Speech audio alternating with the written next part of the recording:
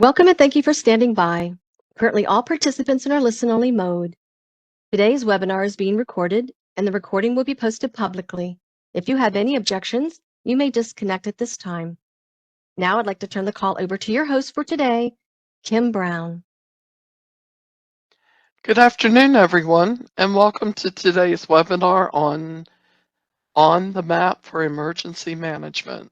My name is Kim Brown, and I'm a training specialist here at the U.S. Census Bureau. I want to thank you for joining us today for It's All in the Tools webinar series. The new series was created by the Census Academy team here at the Census Bureau. You can register for any of the workshop webinars by accessing census.gov. We will post the workshops monthly for early registration. Just visit census.gov/academy. Please note that seating is limited, first come, first served basis. We think these hands-on exercise-based workshops will be a valuable opportunity for you to learn from our experts about how to access the Census Bureau data tools and resources. If you wish to follow along, take a moment now to open an additional browser to participate in the exercises. Before I introduce today's speaker, let's go over a few important housekeeping rules. As mentioned earlier, this webinar is being recorded. For your convenience, it will be uploaded to our Census Academy site with all supplemental materials relating to the webinar within 30 business days. In terms of how to ask questions during the webinar, you can submit your written questions using the QA panel, which is at the bottom center or right side of your WebEx screen. Please take a moment to locate that now. Once you found the chat panel, make sure you choose All Panelists from the drop-down menu. This will ensure that we see your question. Don't send your question to an individual panelist. Also, we ask that you not include any personal or business identifiable information with your questions. Definitely keep the chat panel open because this is where we will provide you key links and other resources. Keep in mind, you won't be able to respond to the chat. Chat is just for us to send you links and other resources.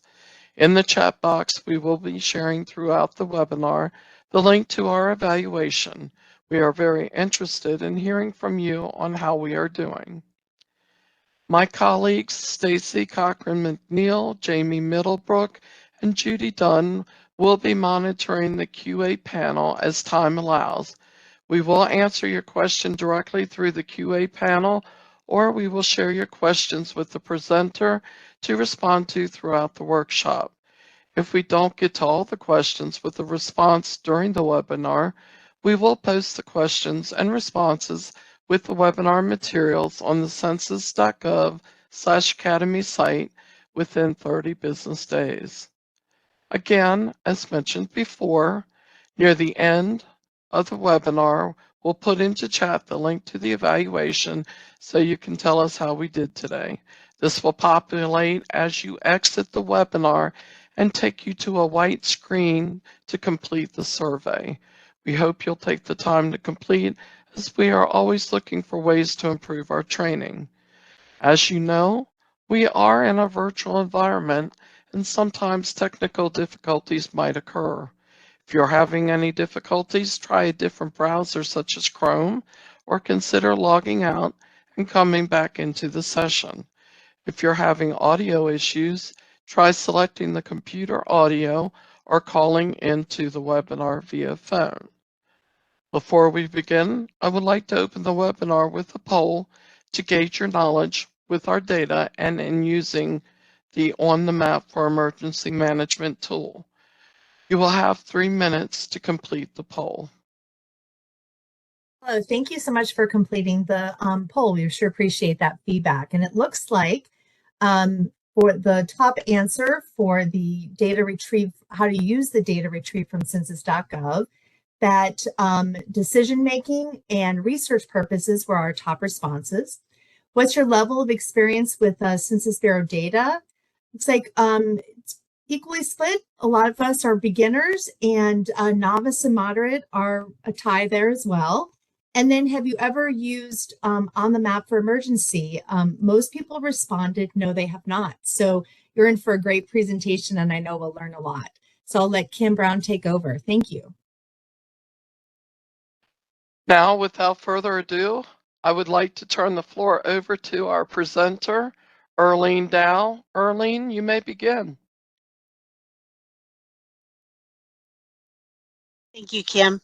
So just a few tips about who I am. I'm the Supervisory Program Analyst for the Economic Management Division. I've been promoting LEHD for 13 years. Back when I started, there were only 2 data sets and 3 data tools, and now you'll find out that we have 5 data sets and 7 data tools.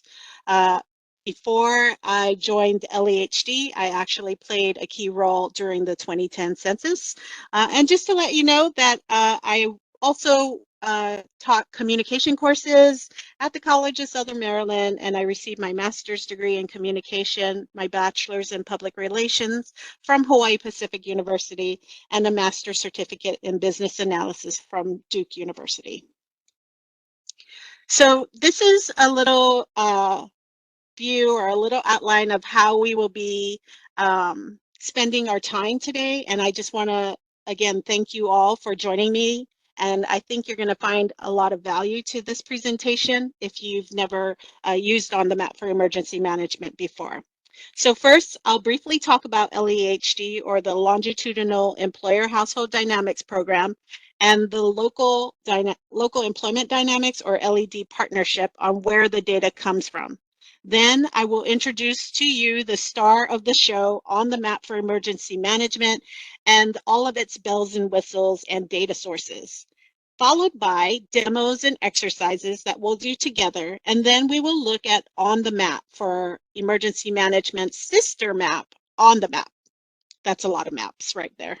So anyway, I also want to draw your attention to the right of the slide where we have links to the lehd.ces.census.gov, or our homepage, along with the past webinars under our Learn More tab, and then other stories on how data users are using our data products under the LED in Action tab.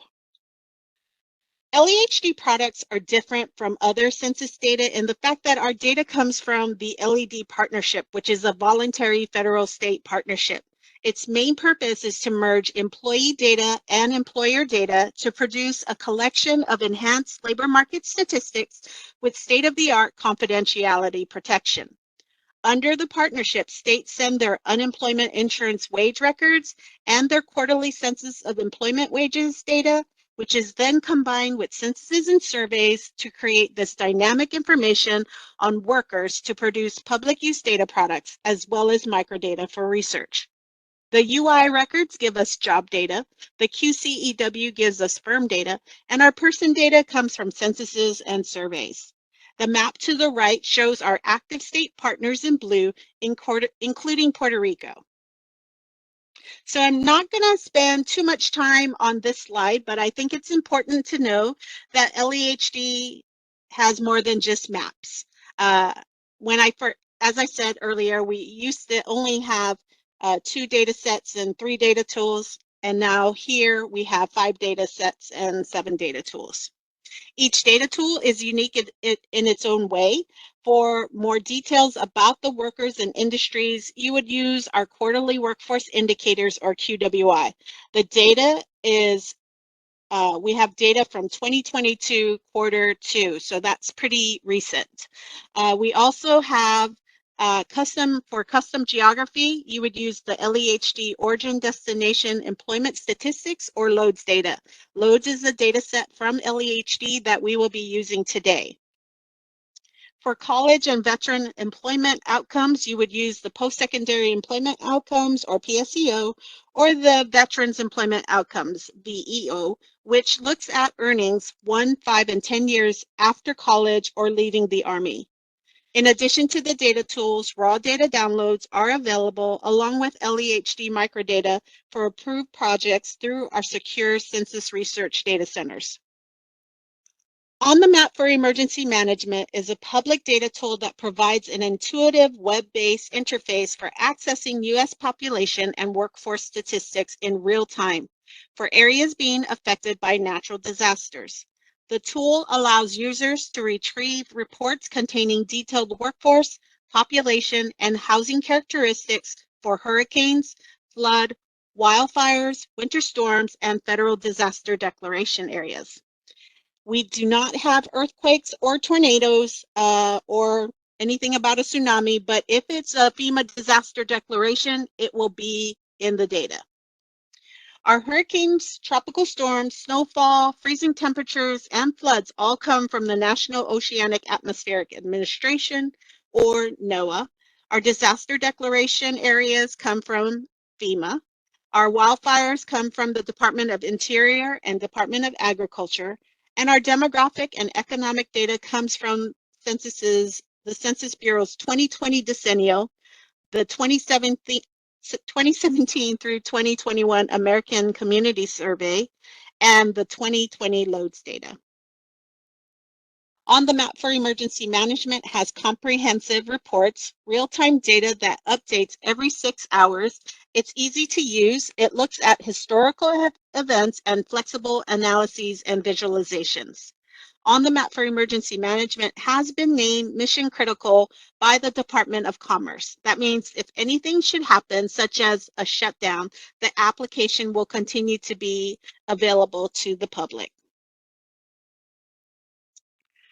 Let's start with the U.S. Census Bureau's emergency management page, or what I like to call the one-stop shop for emergency management. Here is a screenshot of the emergency management page. In the screenshot, you are able to see recent events, which include the Mississippi tornadoes, the Canada fires, severe weather in California, and hurricanes from 2022, since we've been so lucky that we have not had any major hurricanes this year yet. We'll be using some of these real events to work through our exercises. And I'll pull this page up for a quick look-see to see all of the other emergency management tools we have. So here, if you go to census.gov, you're going to go ahead and hover over topics, and then you're going to slide on over to emergency management disasters. And then that brings you to the page. And just to see all of the different things, we have this new emergency hub that was just created just last week, actually. This portal provides quick access to demographic, economic, and resilience information for areas impacted by the latest significant emergency events in the United States, including the territories. You would see familiar features on this page as you would on the actual emergency management page, highlighting the current events as well as the main emergency management data tools. So if I click on that, you can see, and I'll just scroll down a little bit, and it just kind of has everything that's on the other page. So I'll go ahead and click the arrow back. And then today we will be looking at the Mississippi tornadoes. We're going to be looking at Hurricane Ian, and then we're going to look at the severe winter storms in California. And as I mentioned earlier, we will look at the impact of the Canada fires and the air quality using another data tool, but that's just kind of a bonus. There's also a section regarding the pandemic. So I'll scroll down to that, and the national and NOAA's seasons outlook for the forecasts. And then we have an area where you can click on it and it shows all of the weather forecast offices across the country.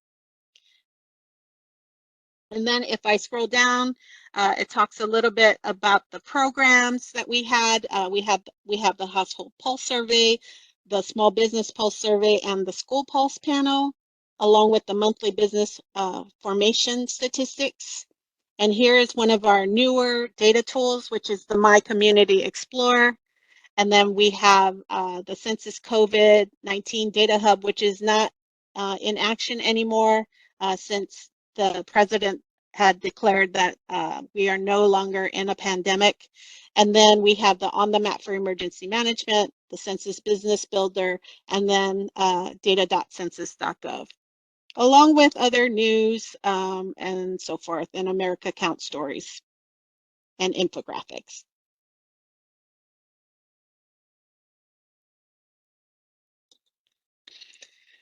So one of the main features of On the Map for Emergency Management offers is the ability to look at vulnerabilities in the impacted areas.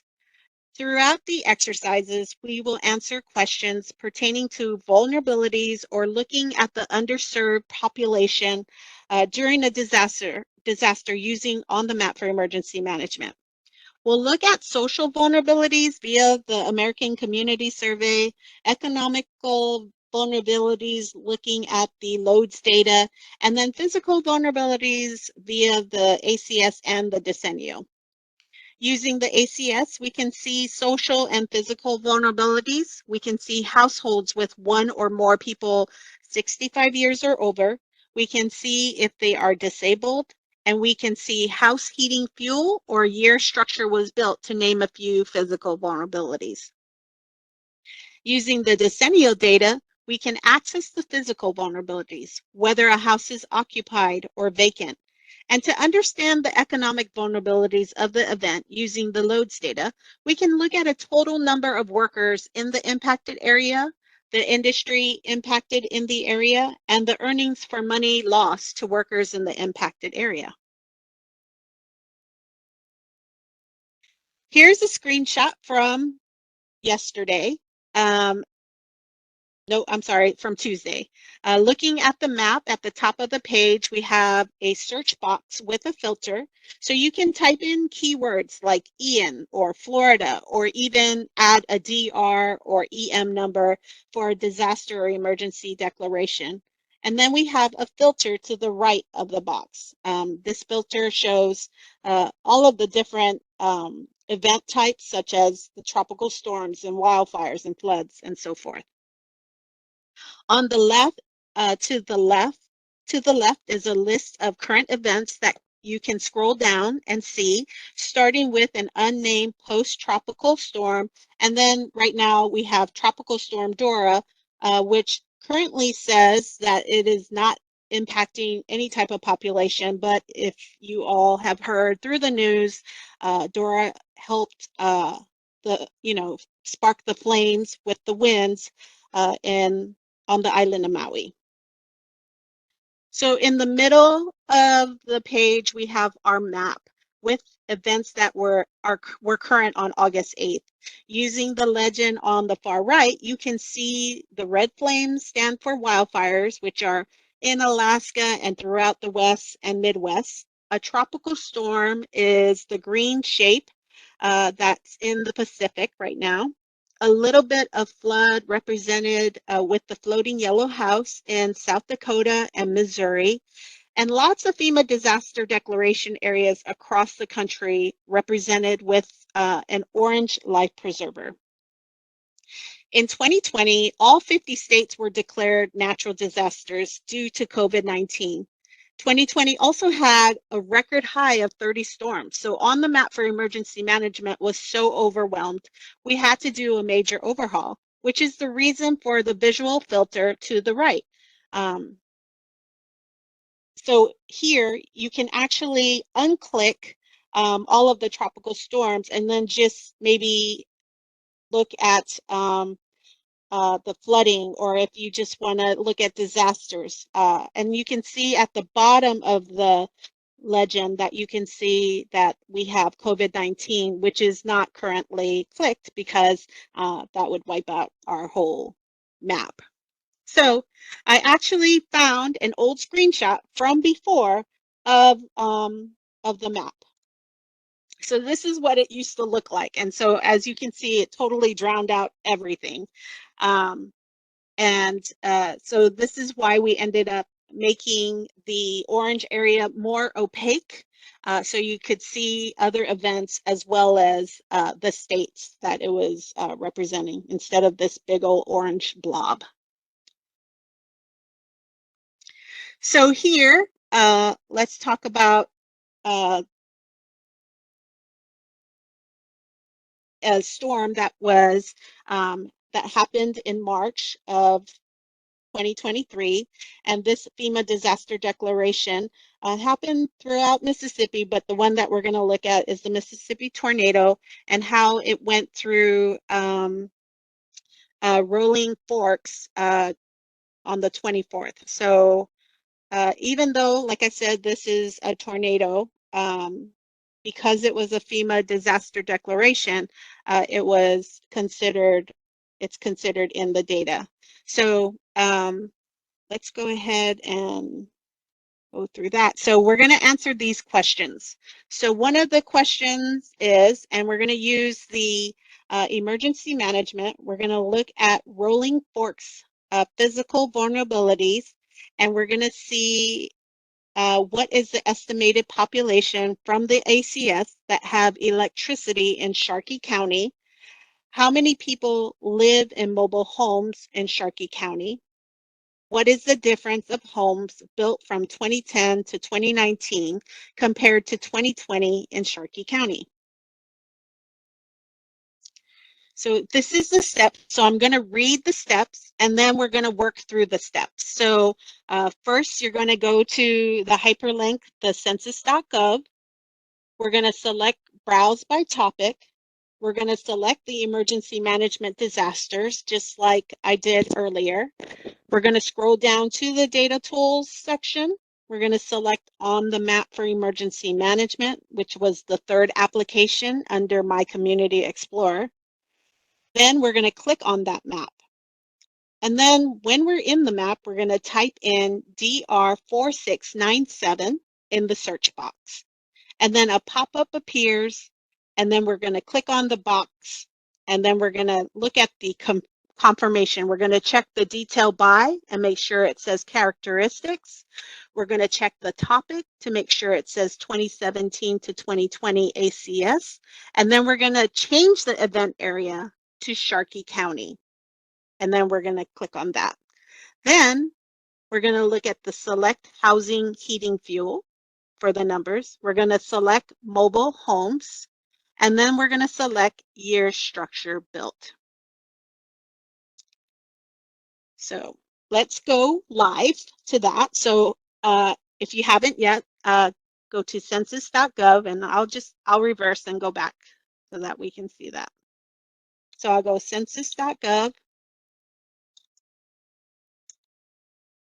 Under topics, slide over to emergency management disasters.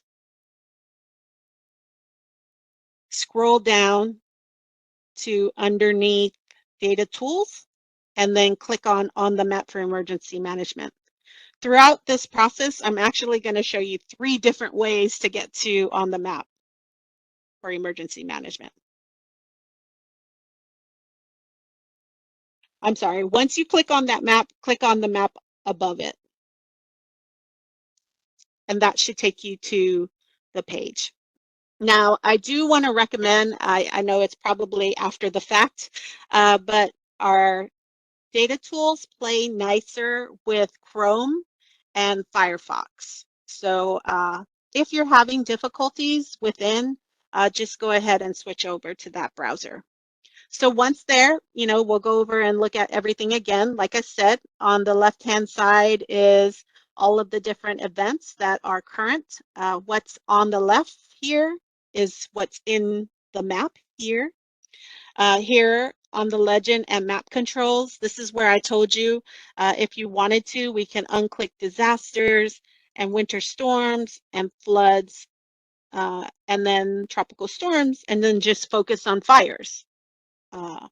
You can actually click on the event and it'll zoom into the impacted area as well.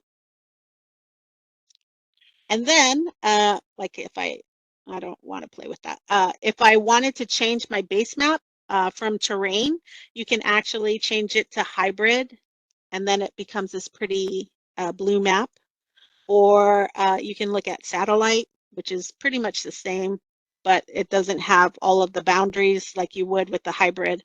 And then the road gives you like details regarding highways and so forth. So we'll keep it at the terrain for now. All right, once I do that, I'm gonna go ahead and type in DR-4697. And hopefully everybody's still with me.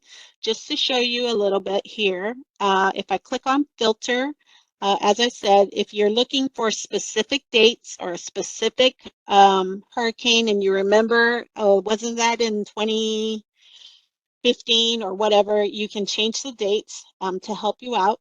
You can take out wildfires, floods, and so forth if it's a tropical storm and use that instead. I also want to let you know that you can click on this drop box and that'll take you straight to the event. So once I get here, the map highlights the impacted area of the tornadoes and severe storms. Just to let you know, you can export these shape files, and you can also share this event with somebody. So if I click on that, you can take that and you can post it somewhere, possibly social media if you wanted to. So in the exercise, the steps were to keep the detail by, keep that as characteristics. We're going to keep the topic to 2017 to 2021 ACS characters. And then here's the other part. So we're going to click on event area and a box comes up. We're going to change the event area to counties. And then we're going to click on Sharkey County. And once I do that, I'll click on select. And then the map zooms into Sharkey County. And then all of this is highlighted and changed. So we want to find out the year the structure was built. So if I click on year structure built and then kind of scroll down a little bit, we can see the different years. So I think the question was, what is the difference between the houses built in 2010 to 2019 versus 2020? So that's pretty easy math, right? 0, I think the answer is, so just to let you know. The other part was house heating fuel. So if I scroll down to that and look at that, the answer had to do something with electricity. And then the third answer was regarding mobile homes. So this information is very important when we're dealing with tornadoes, right? So how many mobile homes would be impacted by this tornado in Sharkey County? And we can see that 418 would be affected.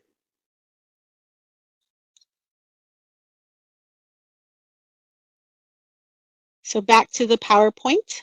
Here is the results, and we already went through part of it. So you can see, I didn't point out the legend, how the darker areas have 4,000, the lighter areas have 4,640, while the darker area population has 100,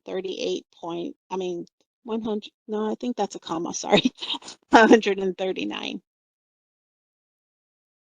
All right, so using On the Map for Emergency Management, the first question was, what is the estimated population from the ACS that will be without electricity in Sharkey County? If 488 was your answer, you did great. That was correct. How many people live in mobile homes in Sharkey County? 418, good job. And then what is the difference of homes built in 2010 through 2019 compared to 2020 in Sharkey County? 0. So if you got all of those correct, if you got 1 correct, if you got 2 correct, you did great.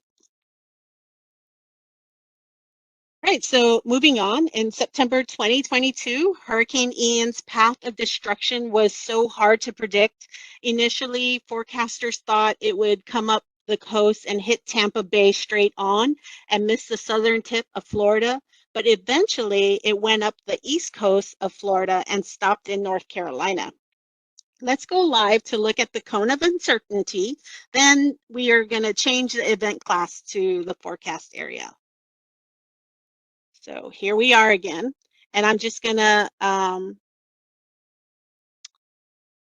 reload this and kind of clean up my map. And so we're back to the home page, and I'm gonna type in Hurricane Ian. And I could have used the filter, but I didn't have to, so I'll click on Hurricane Ian. And then it zooms into the September 30th, so you can see the time warp here. So this is September 30th. But before I touch that, I want to show you what the prediction was. So we're going to click on forecast area, cone of uncertainty.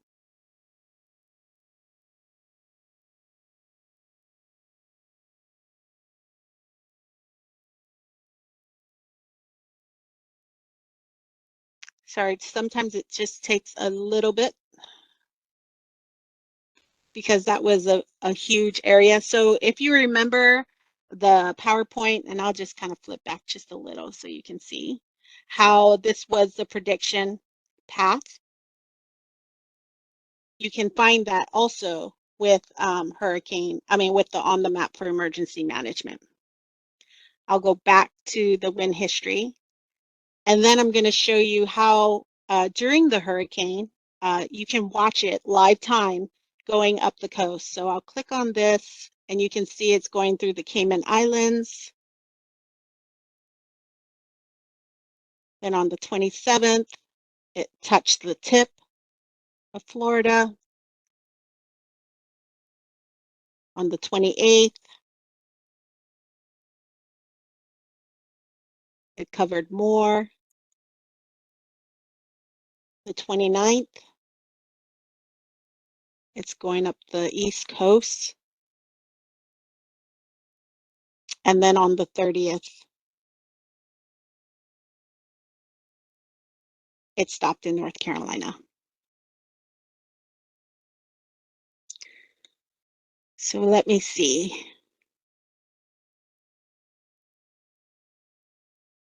So now we're going to look at the economical vulnerability. So I'll go back to Ian and we can check that out. But here we're going to use the loads data to look at the economical vulnerabilities, and we can see earnings lost due to the impact or potential number of workers unable to work, or which industries that might be affected by the impact.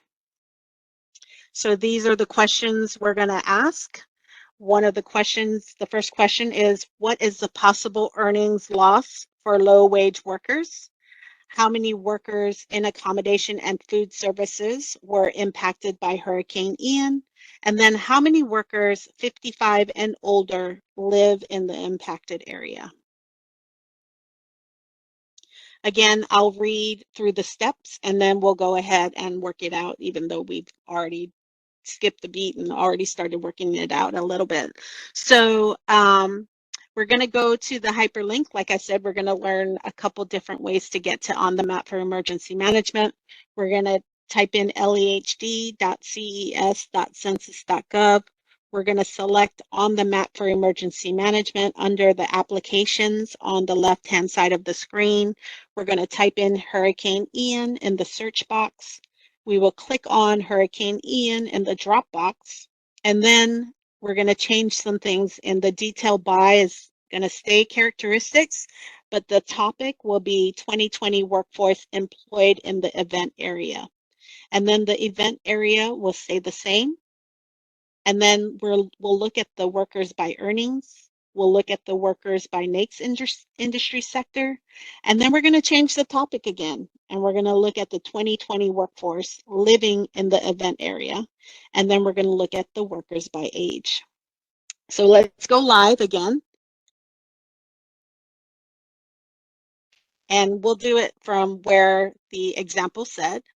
So I'll type in lehd.ces.census.gov, and that takes you to our homepage. And as I had talked about earlier, we had the LED in Action tab, where you can look at the different stories that people are using our data tools, and the Learn More tab, where all of our webinars are home or housed. So anyway, I'm sorry. If I click on the map for emergency management under applications, that takes me again, and you guys should know this part already. So we're going to type in Hurricane Ian. We're going to click on Hurricane Ian in the drop box. And now under topics, we're going to change it from 2017 ACS to 2020 workforce living in the impacted area. So one of the questions was possible earnings loss for low wage workers. So here under earnings, we're going to click on that. And low wage workers would be $12.50 per month. So we would multiply $12.50 per month times 2,399,504. And that's just the low wages. So gosh, that would be a whole lot of money if you added all of this up. But anyway, $12.50 per month or less times 2,399,504. And then the next question was, how many workers in accommodation and food services were impacted by Hurricane Ian? So if I pull up NAICS sector, and I'll scroll down so you can see that, we can look through it and we can see under accommodation and food services, and the map updates, the table updates, you can see that the answer would be 1,038,032. Now to find the third question, which we talked about changing the topic, I'm clicking on that, and I'm going to click on, oh, wait a minute. Did I do that wrong? I did that reverse.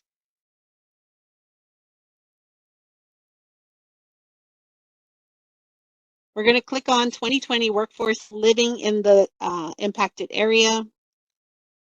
We're going to click on age 55 or older, and then the answer would be 2,783,042. So I think I did it right. I thought I did it wrong, but I did not. So anyway, let's go back to the PowerPoint. And I already have all the answers there for you. So here we can see that the possible earnings loss for low wage workers was $12.50 times 2,382,843. If anybody wants to put that answer in the Q&A, I guess that would be okay. I just don't want to disrupt anybody. The would be fine. workers. Okay, great, thanks. The workers in accommodation and food services that were impacted were 1,035,047. And then the workers 55 and older that live in the impacted area was 2,783,042. So hopefully you're all getting the hang of this. It's really easy. They make it easy for us so that we can find out, you know, all of our questions that we might have. All right, so the next event that we're going to look at is the California severe winter storms, flooding, and mudslide. On April 3rd, President Biden declared this a major disaster.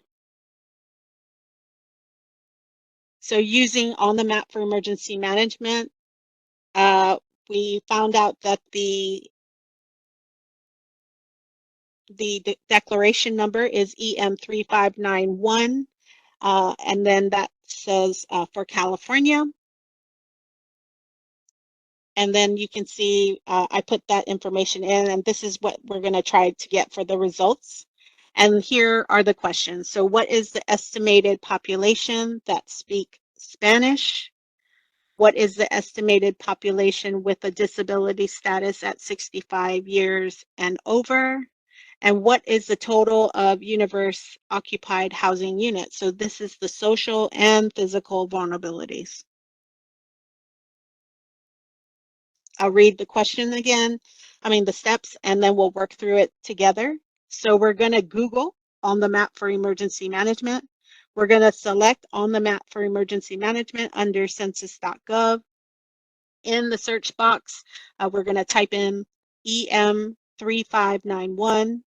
We're going to click on the Federal Disaster Declaration in the drop box. We're going to scroll down to ability to speak English by language spoken at home and click on that box. And then we're going to scroll down to disability status by age and click on that box. And then we're going to change the details. We're going to keep it at characteristics. We're going to change it to 2020 decennial counts. And then we're also going to change, we're going to keep the events area the same.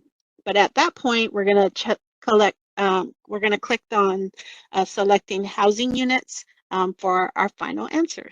So let's go live.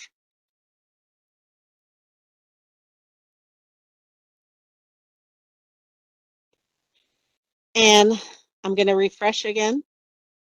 Actually, I'm going to do more than just refresh. I'm going to click on this and we're at Google. I'm going to type in on the map. And it's one word, on the map for emergency management. You might have noticed I don't give it any nicknames. It was drilled in my head that there are no nicknames for on the map. This is actually trademarked. This is ours. This is Census's name, on the map, one word. That's ours. So anyway, that's why I never say OTM for EM. Our programmers would have a cow.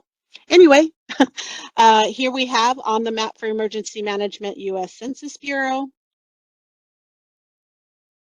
And then here we are going to type in EM3591. And then we'll click on this box. So it zooms into the impacted area.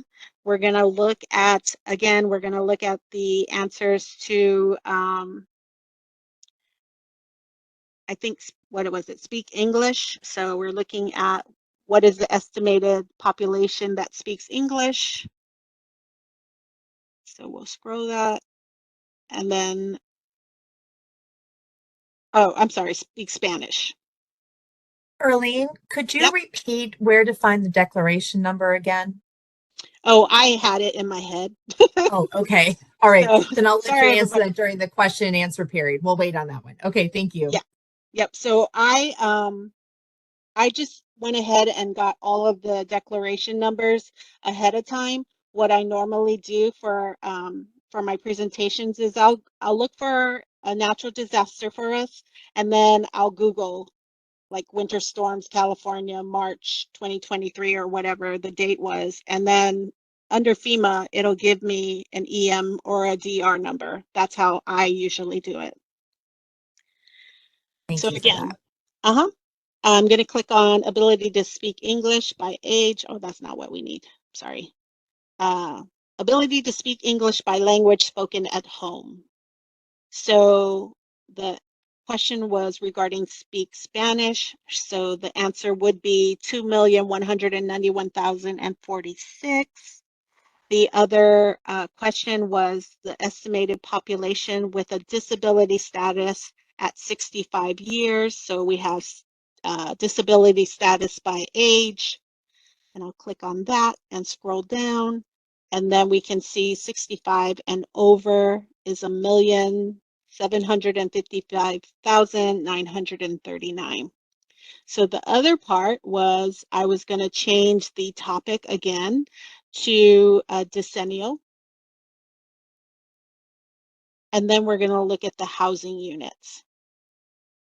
So this is, if you're in emergency management and you're looking at people and trying to get them out of their homes if they need to evacuate or whatever the case might be.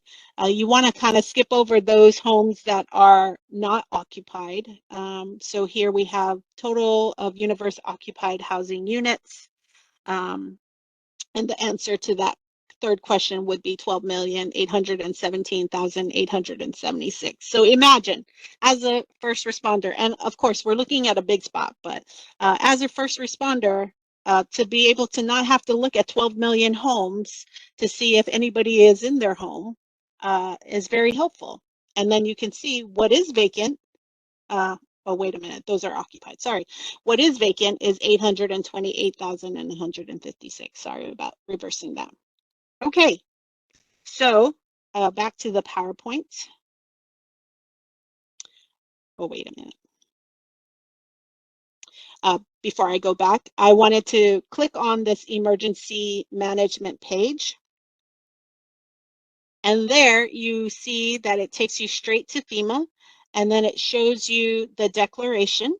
It shows you when it was declared a declaration. And then it gives you other information, some recovery resource links, and then it tells you a little bit of news and media. But I wanted to show you this part because it becomes very advanced. So if I click on the designated area, it gives me a map of the area. And then I will click on Google Earth and download that. So we'll come back to that in a minute.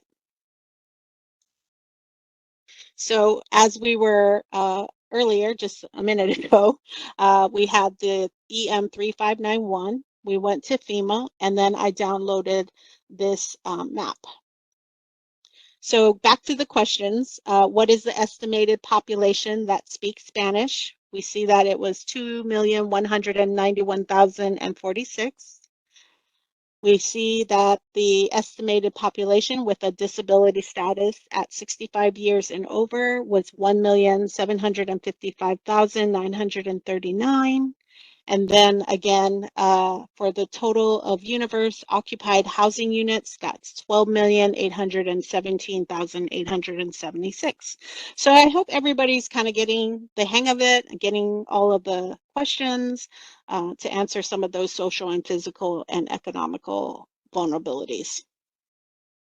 All right, so we're actually kind of going to move on. And we're going to start talking about on the map. You can't really talk about on the map without talking about its sister map, on the map.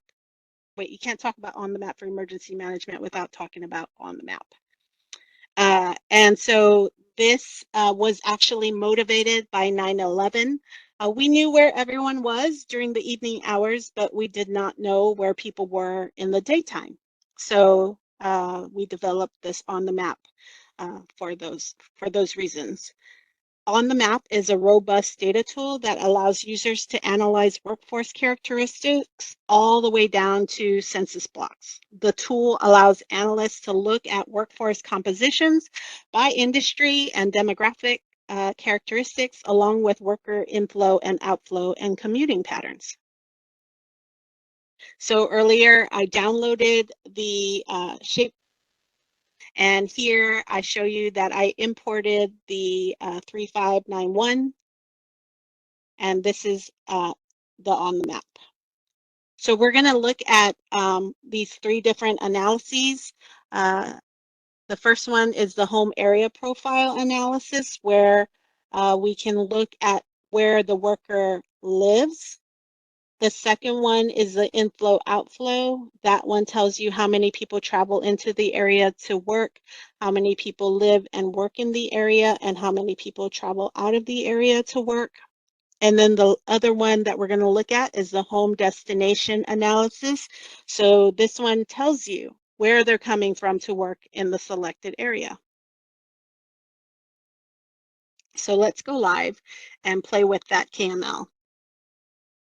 So again, instead, I'm going to just go ahead and go back to the LEHD homepage. Hopefully you guys, if you want to work with me to do this, you still have the tab open. If not, it's lehd.gov www.ces.census.gov. And once you're there, under applications, on the left-hand side where it says on the map, which is the third bullet, click on that. So let me just kind of delete all of this. So once you're there, on the left-hand side, under Import Geography, I'm going to click on Import from KML. I'm going to choose a file.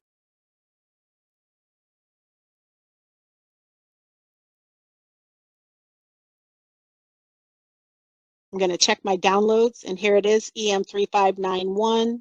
I'll click on that. I'll click on Open, and then I'll click on Import. Now, if this is not familiar to you, last month we did a On the Map webinar, and that is actually available to you at the census.gov/academy under recorded webinars. So hopefully, if that's interesting to you, you might go back and check those out. So once I do that, I'm going to zoom to the imported shapefiles here on the left-hand side, and it takes me closer to the area. But I'm not going to click on everything because, as you guys could see, it took a little bit to update because it's such a large area that I keep choosing from. So I'm just going to select a couple polygons, and that's going to be just here where it says San Diego and Chula Vista and Oceanside. So I'm just going to click on that. That's it. And I'm going to continue with the selected feature. And once I do that, it takes me to the selection tab on the map. So this is like the advanced stuff, right? But everything on the map is so easy to use. Everything is very intuitive. So you know that if it's bold and has a check mark next to it, chances are you're going to want to click it. But before we go, I just want to tell you a couple things about this page. You can actually draw your own polygons and make your custom maps to do your custom analyses. You can draw a line from one destination to the other.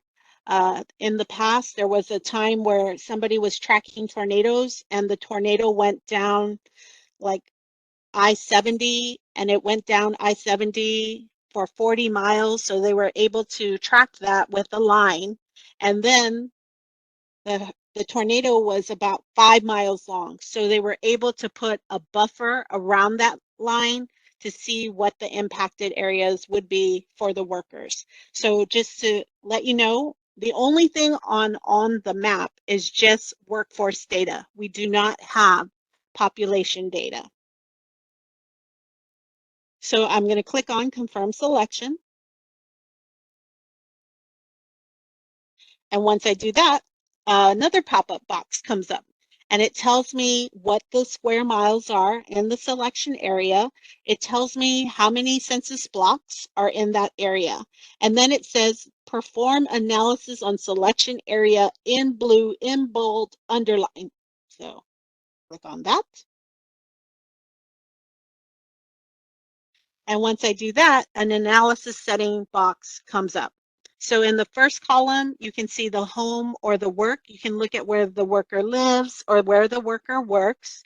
You can look at the different analysis types. So the first one is the area profile, and it gives you an overview of the whole area. We're going to look into that. The next one is an area comparison where you can compare geography, you can compare earnings, you can compare race, ethnicity, education, sex.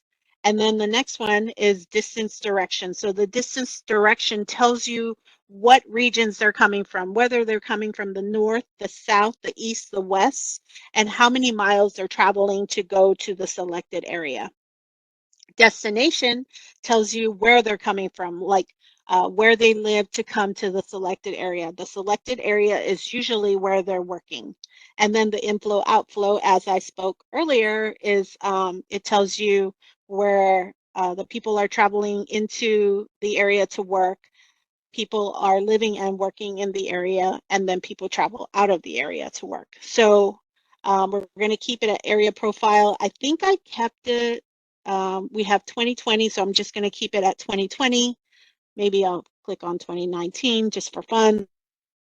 And then the job type, all jobs is if you have more than one job. If you have other part-time jobs, that's where the data would be. If it's a primary job, that's the job that brings home the most income. And that includes federal jobs as well, aside from a few that have like CIA, FBI, DEA, they're not included, nor are military. And then private, primary, and private, all private jobs are the same, but they're just private. So I'm going to go ahead and keep it at private primary. I think the first example was home and not work. So we'll click on go. And again, when this comes up, we're looking at where the worker lives. So there are about 1 million workers that live in this area. And then we can scroll down on the right-hand side and we can see what their ages are. We can see what their earnings are. We can see all of the different industry sectors that they work in. We can see worker race, the ethnicity, worker education, educational attainment, and worker sex. Also, anything that is underlined and bolded in blue, you can click on and see. So if I wanted to see those that are higher earners, I could click on that and the bar chart updates. But within this area, we are just looking at those that are higher earners. And then you can, zoom in using the ladder on the left-hand side to see a lot more. So if I click on that just a little, that'll take me closer and you can see where those workers are, and you can see the legend and what the area means. So I'm just going to go ahead and unclick point overlay just so you can see it. And so this is the density of jobs in San Diego and Escondido and Chula Vista and so forth. All right, so now I'm going to reset that table and turn it back. And then I'm going to go ahead and click on change settings. And we're going to look at work, just because I want to show you the comparison of those that work in the area versus those that live in the area. And we'll click go again.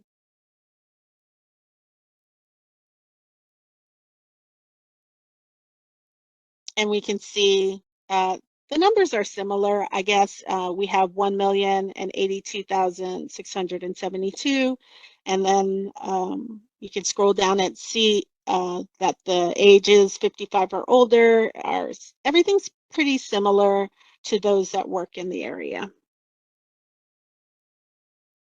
And again, same information. So now I'm going to go back to the change setting, which is here in the lower left-hand corner again. I'm going to go ahead and keep it at work, and I'm going to change it to inflow outflow.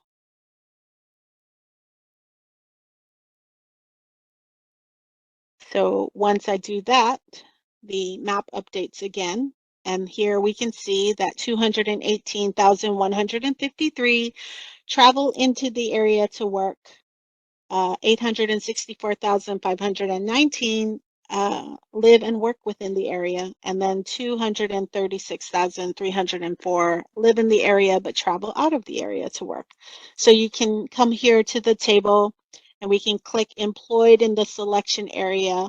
So we can see that 1,082,672 people work in the selected area, while again 1,100,000 live in the area.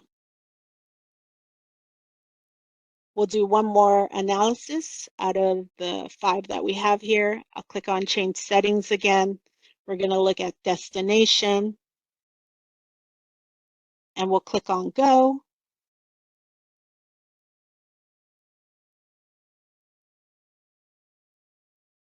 And here it gives us the different cities that people live in to work in San Diego. So San Diego is the top, Chula Vista is the next one, and Escondido and Oceanside. So that's the whole area. But then there are people that are coming from Los Angeles or Vista City or La Mesa.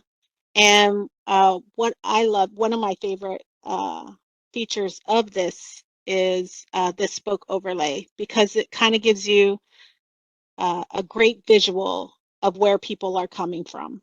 And if you click on this identify key, and then I'll just close it. I'm just showing you some features. I know I might be going a little fast on it, but if I click on the tip of the spoke overlay, you can see that I clicked on Los Angeles. So 17,872 people are traveling from Los Angeles to work in San Diego. And then we can see the worker age and the earnings and the industry segment. But you know, in today's day and age, who knows how many people are really traveling? And we don't know what the remote worker is, but you know, if you kind of think about it and think, well, I don't think that person's traveling 100 miles to go to work every day, possibly they might be remote. Or if they are working in industries such as accommodation and food services or retail, possibly they are not remote workers. But you know, nowadays with Amazon, they could be. You never know. So anyway, lots of questions, lots of exploring to do. You can always click on this detailed report. It gives you information of what we're looking at, and I had clicked on 2019 in the settings, so you can actually compare the numbers of workers from 2019 to 2020. You can do it all the way to 2002. You know, that's pretty interesting to see. And you can also print some charts and maps as well. And I just want to click on this really quick just to let you know that we have areas where you can do tutorials and analysis guides that'll help you walk through the different analyses that I didn't really cover.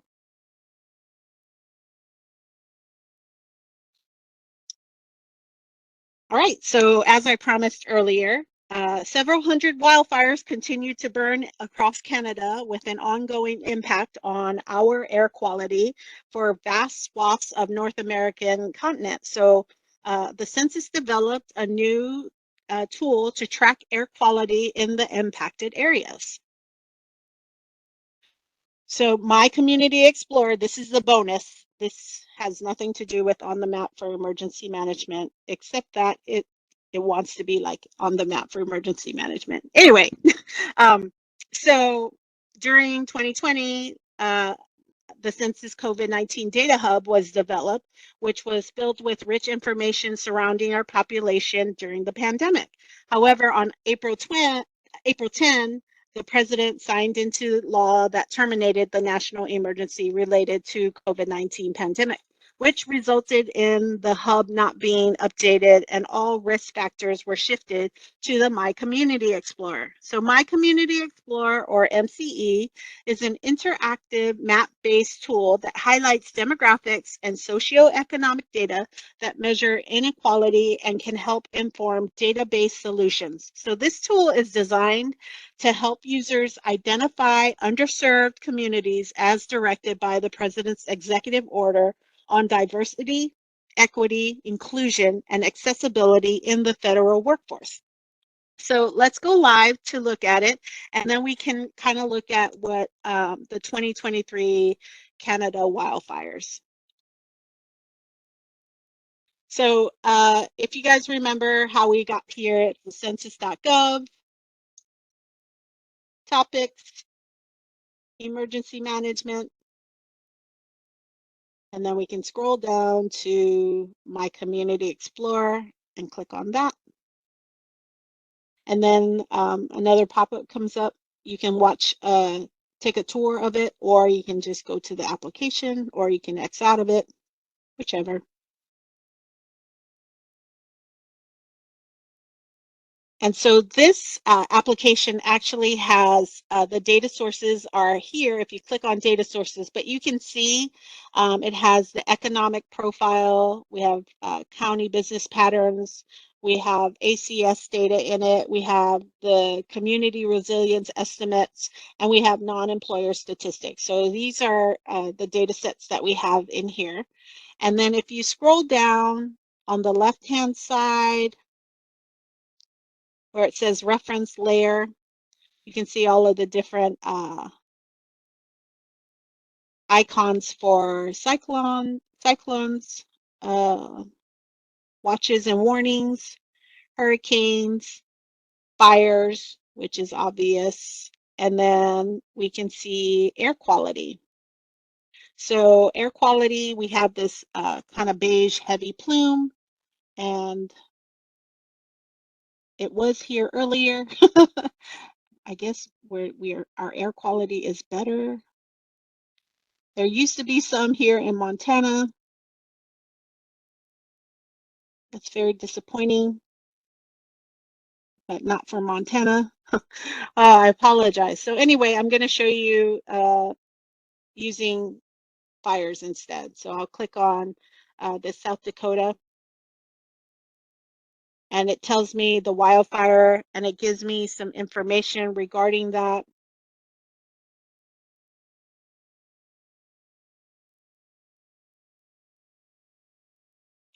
If I click on this one, it has a heat advisory, and it tells me the areas that are affected. It tells me what the summary of the heat advisory is. And just to let you know, everything, so if you look at this legend here on the left-hand side, it has a dark brown, a mustard color, and a teal. So if it's teal, which you can see throughout the map, then that's an estimated population with 0 risk factors. If it's yellow, then it has 1 to 2, and then the brown areas are the ones that you kind of want to stay away from, or maybe help out to see what the impacted area might be. So this one tells us that this is Oglala Lakota County in South Dakota. It tells us what the income in the past 12 months below poverty level is. So it's about 50.5%. Tells us those that have broadband subscription, so 56.5%. It tells us what the high school graduate or higher is. It also tells us English less than very well, 65 and over. And these are some of the risk factors that are part of this data tool. So you can look at all of the different counties and check it out on your own if you'd like. Okay, so with that, here are some resources, some links to the On the Map for Emergency Management, along with On the Map, and this is like what I showed you earlier for the tutorials and so forth, and then using On the Map for the labor force and employment. Here is the link where that webinar was, where the webinar should be, that was in July. So hopefully these resources will be helpful for you. And other than that, I just want to say thank you so much for giving me so much of your time today. And I hope that you found a lot of value in what I had to share. I love my data tools, so I can be very proud of my data tools. So anyway, I'm ready for questions if there are any out there. Oh, yes, we have some really good questions for you. So the first was someone right at the beginning was wondering if it would be possible to use the example from the fire in Hawaii, showing how you would do an analysis. Now, I did do a quick look, and it doesn't look like the disaster declaration has been updated yet on the tool, because I don't think it's been official with FEMA yet. So given that, can you speak to that for a minute or two, how you would do that? Yeah, Right. hopefully that makes sense what I'm saying. You can do it in a couple ways. So if I clicked on the map for emergency Yeah, they were management, looking specifically for the on the map example. Yeah. okay, for the emergency management, right? Yes. Yep. Right. Okay. Yeah, So it was right at the beginning. So if yeah. I click on Hawaii, and I know that it's in Lahaina, so we'll zoom into that. And I actually could probably, let's see, let's go with this one, only because I know Lahaina is in the Maui County.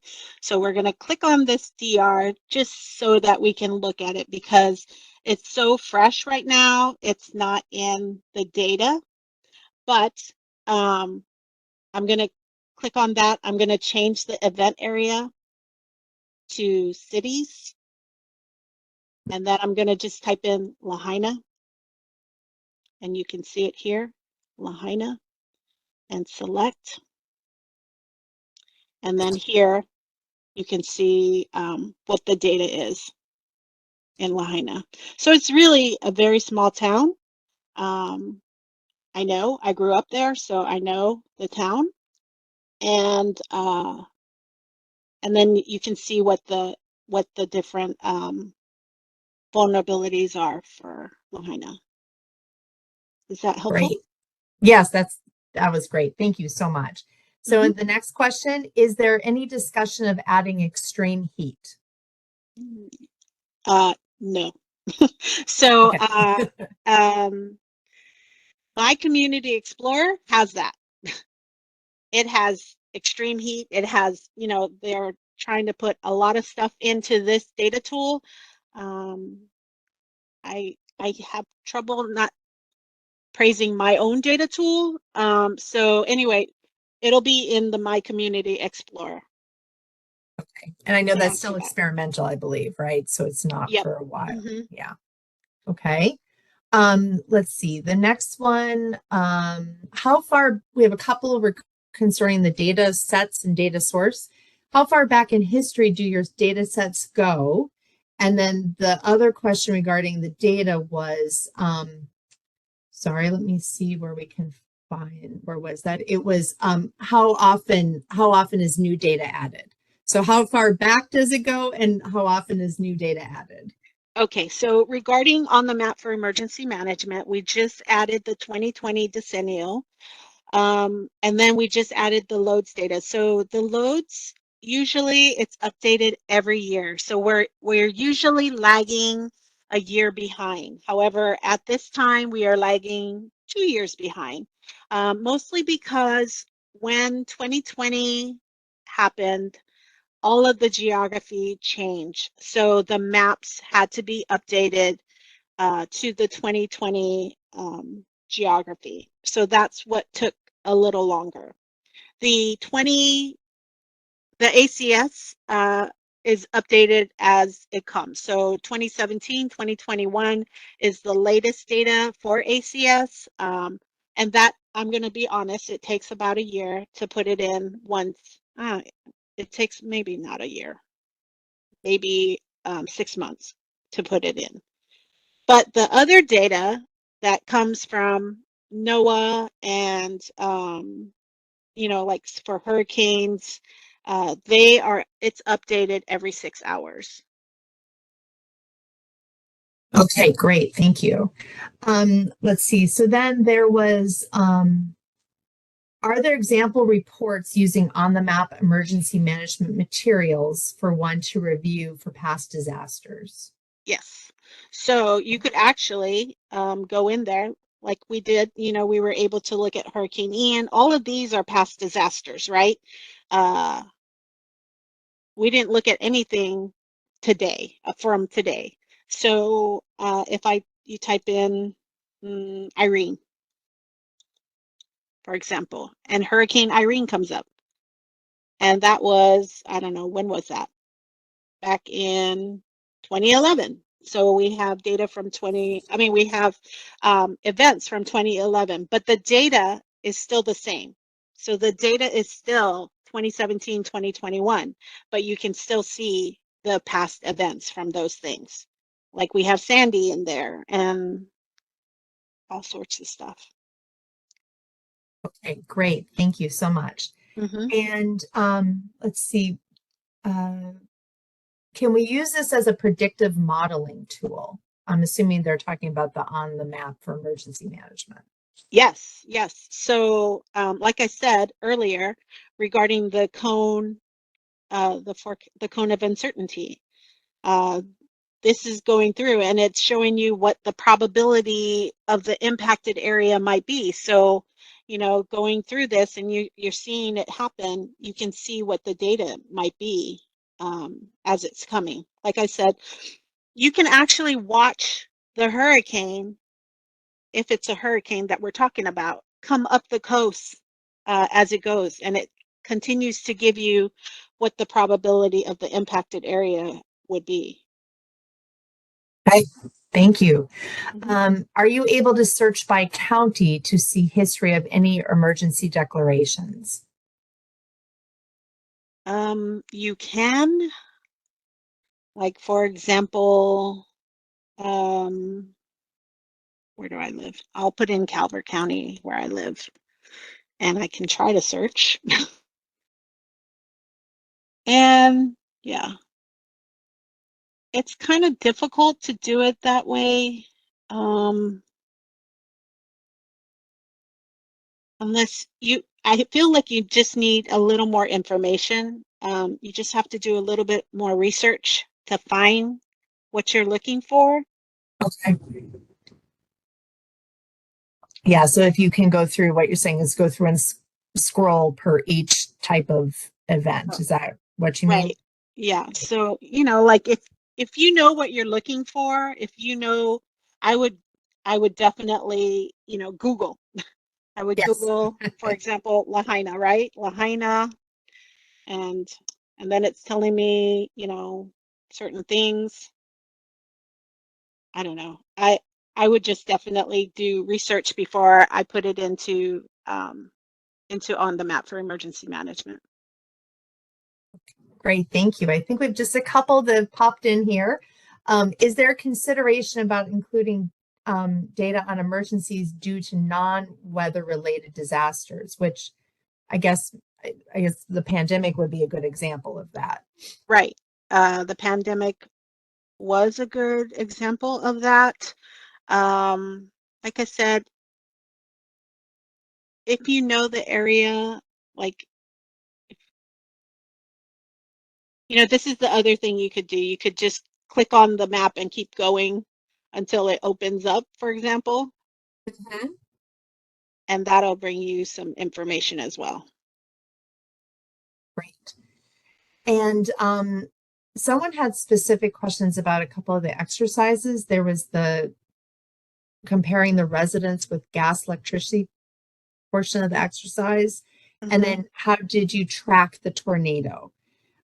Is it possible to revisit those again? So, we do not track the tornado. That was strictly from the disaster declaration. So FEMA tracked it and it put it in a shape file. So on the map for emergency management doesn't do that. But FEMA, if it's a FEMA disaster declaration, it will. So what would you like me to revisit? I can do it. They didn't say specifically, so let's see if they will put something in the chat again, but I think you answered that. And then there was just no clarification about the tracking emergencies due to like human behaviors type of things as opposed to the medical emergencies and such. So I just thought I'd throw that out there also, which my guess is no, but don't want to speak for you. Human behavior? Yeah, I guess that anything that violence or anything that impacts communities. Oh, I see what you're saying. Yeah, No, we don't. No.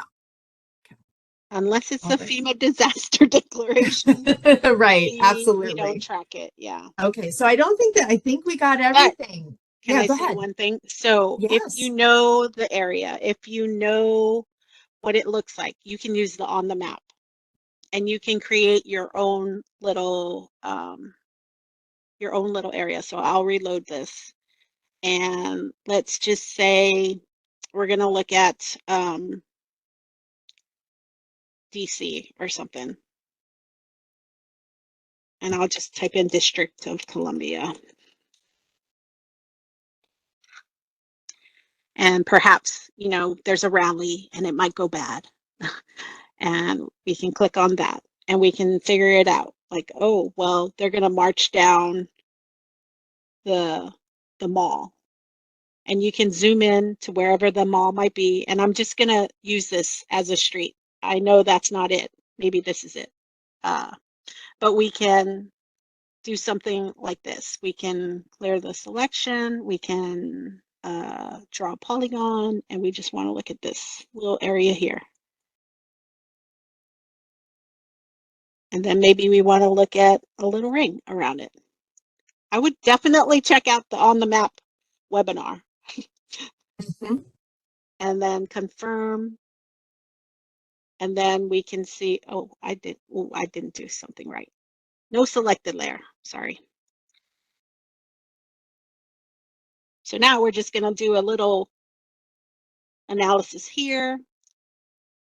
And you can look at things like this. And I know nobody lives there, so let's just go something like that. So this, you know, this is like the closest you can do for something like a rally or some kind of breakout or something, you know. So I don't know. Hopefully that made sense and that was helpful. That's great. I just learned something myself. So don't leave On the Map yet, because someone did want you to show, I think we have maybe 1 minute you could do this. Wanted you to go over the settings that were used to see where people that work in San Diego were living coming from.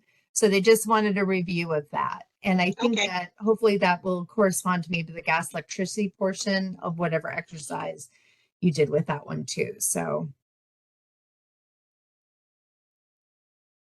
I think people really enjoyed the On the Map that you did also. All right, so using San Diego, and we're just tracking workers again. This doesn't have too much information. So, well, it has a lot of information, but just, you know, not like the ACS. It's not going to tell you certain vulnerabilities. So we'll click on destination. We'll keep it at places and we'll click on go. And I bet I know what they meant about the spoke. Maybe it was the spoke that they liked so much. So here is the destination, but I use that little spoke. And currently we're only looking at the top 10. Like it can look at everything else if it wanted to. But I'll go ahead and just click on identify, close out this, and click on, I don't even know what that was. I couldn't see. Oh, Carlsbad. And we can see that 9,773 workers work in that area, what their ages are, what their earnings are, and their industry segment that they work in. Hopefully that's what you meant. Yes, I think, yep, I think so. We're hoping. But if not, oh, they said thank you. Yes, good. You got that. Yep. You're welcome. And I think we covered everything. If not, Erlene will be able to respond to them after the presentation in the next 30 days. So hopefully we caught most of them, but thank you. I think that's it. You can take a breath now. Thanks, Erlene. Super. Thank you. So thank you very much, Erlene, for this excellent webinar. Thanks, Before Kim. we conclude, I'd like to thank everyone who played a role in today's webinar. And also, of course, thank you to our audience for spending your time with us this afternoon. Please take a moment to fill out the evaluation by following the link provided in chat, and look out for the recording and the related materials from the workshop on Census Academy by visiting census.gov/academy. That brings us to a close, so we thank you again and hope you have a great afternoon.